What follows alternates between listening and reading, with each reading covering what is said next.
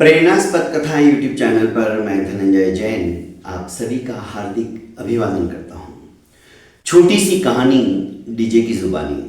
दोस्तों, एक बार एक नगर में बहुत बड़ा धनाढ्य सेठ रहता था। धन संपदा की कोई भी कमतरता नहीं थी, मानो लक्ष्मी स्वयं उसके घर के अंदर पैर फैला के बैठी हो। ऐसे ही बैठे बैठे एक दिन सेठ के मन में आया कि मेरे को अपनी संपत्ति का एक ब्यौरा कर लेना चाहिए। मेरे पास कितनी संपत्ति है, आखिर मुझे भी तो पता चले। क्योंकि सेठ को पता ही नहीं था संपत्ति का और छोर क्या है। हजारों एकड़ जमीन, सैकड़ों दुकानें, सब कुछ आदमी लोग व्यवस्थित संभाल रहे थे। सेठ आराम से बैठे रहते थे गद्दी के ऊपर और जिंदगी का मजा ले रहे थे। मन में विचार आया तो उन्होंने लेखापाल को बुलाया और कहा कि मुझे 7 दिन के अंदर अंदर मेरी समस्त संपत्ति का लेखा जोखा लिखकर, ब्यौरा लिखकर मुझे बताया जाए कि मेरे पास कितनी संपत्ति है।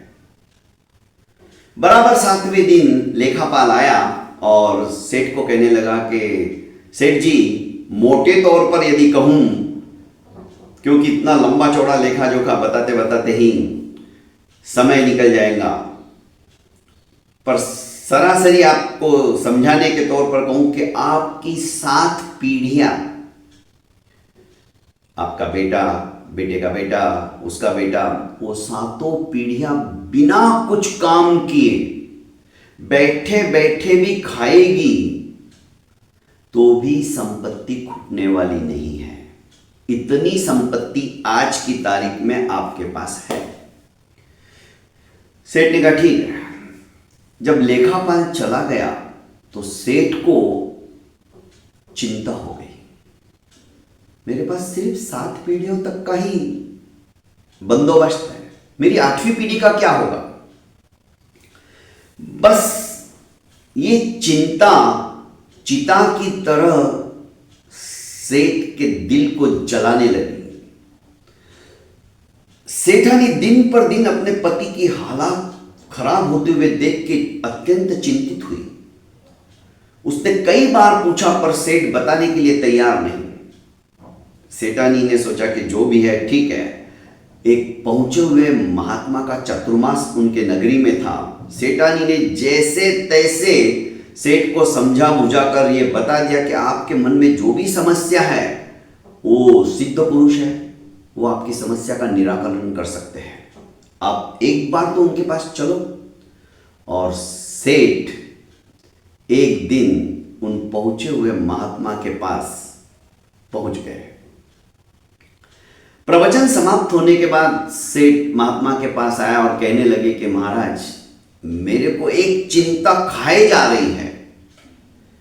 7 पीढ़ी खाए इतना पैसा मेरे पास है, इतना धन, इतना वैभव, इतनी संपदा मेरे पास है, पर 8वीं पीढ़ी का क्या। सेठ की समस्त बात महात्मा ने सुन ली, समझ ली और कहा कि बस इतनी सी बात है, इसका तो बहुत आसान उपाय मेरे पास है। महाराज, आप जो यज्ञ, अनुष्ठान, दान, पुण्य जो कहोगे मैं करने को तैयार हूं, पर मुझे इस समस्या का समाधान करवा दो। महात्मा ने कहा इतना सब करने की जरूरत नहीं है। अपने ही नगर के बाहर 3 किलोमीटर दूरी के ऊपर एक छोटी सी कुटिया है। उस कुटिया में अकेली बुढ़िया रहती है। सिर्फ उसको तुम आधा किलो आटा दे के आ जाओ। 8 पीढ़ी क्या, तुम्हारी 80 पीढ़ी तक किसी को अभाव अभियोग का समय देखने की जरूरत ही नहीं पड़ेगी। क्या बात करते। महात्मा ने कहा मैं सही बोल रहा हूं। अब क्या, 1 टन आटा अपने गाड़ियों में लाद कर मुनीम को कहा कि जाओ उस बुढ़िया को दे के आओ। बुढ़िया के दरवाजे के ऊपर इतनी सारी गाड़ियां इकट्ठी हुई और जब बुढ़िया को कहने लगा मुनीम कि ये सेठ ने भिजवाया है ये आटा आप रख लो, तो बुढ़िया बोली कि मुझे इसकी ज़रूरत नहीं है, आप वापस लेके जाओ। मुनीम ने सेठ को सूचना करवाई कि वो बुढ़िया लेने को तैयार नहीं है। सेठ खुद आया और कहा कि माँ जी ये रख लो। छोटी टूटी फूटी उसकी कुटिया, उसके अंदर वो भी जीर्ण शीर्ण वस्त्र पहने हुए बुढ़िया जिसकी उम्र 80 साल की हो चुकी थी। तो माँ जी रख लो कि मुझे जरूरत ही नहीं है तो मैं क्यों रखूं। आखिर सेठ ने कहा कोई बात नहीं, एक बोरी तो भी रख लो। बुढ़िया ने कहा तुम समझने की कोशिश क्यों नहीं करते, मुझे इसकी आवश्यकता नहीं है। कोई बात नहीं, एक काम करो, तुम 1 किलो आटा रख लो। उसने कहा भाई मुझे दिन भर में सिर्फ आधा किलो आटा लगता है, मुझे पर अब जरूरत ही नहीं तो मैं क्यों लूं। अच्छा ठीक है, आधा किलो तो रख लो। आज की व्यवस्था मेरी सब हो चुकी है उस परम पिता परमेश्वर की अनुकंपा से, मैं भला क्यों रखूं। अच्छा तो माँ जी एक काम करो, आज ये आधा किलो ले लो, कल के लिए रख लो। उसने कहा तुम कितने भोले हो, जब मुझे इसकी जरूरत नहीं, मेरा आज का काम समाप्त हो गया, मैं कल की चिंता नहीं करती, कल ऊपर वाला बराबर व्यवस्था करेगा, आप लेके जाइए। अब सेठ सोचने लगा कि मैं अपनी 7वीं पीढ़ी तक की चिंता में डूबा हुआ हूं, उनका होने के बाद 8वीं पीढ़ी का क्या होगा, और इसे तो कल की फिक्र नहीं है। बस आत्मज्ञान को झकझोरने वाली, आत्मज्ञान की ज्योति जो बुझने वाली थी उसको फिर से प्रज्वलित करने के लिए बुढ़िया के ये वचन पर्याप्त थे। मैं कल की चिंता क्यों करूं।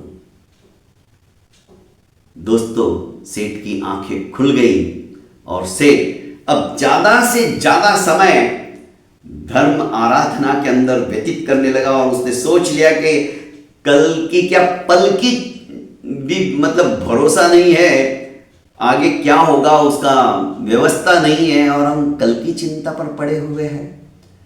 मुझे आज के इस पल को सुधारना है। और सेठ आध्यात्म साधना के अंदर लवलीन और तल्लीन होना उन्होंने शुरू कर दिया।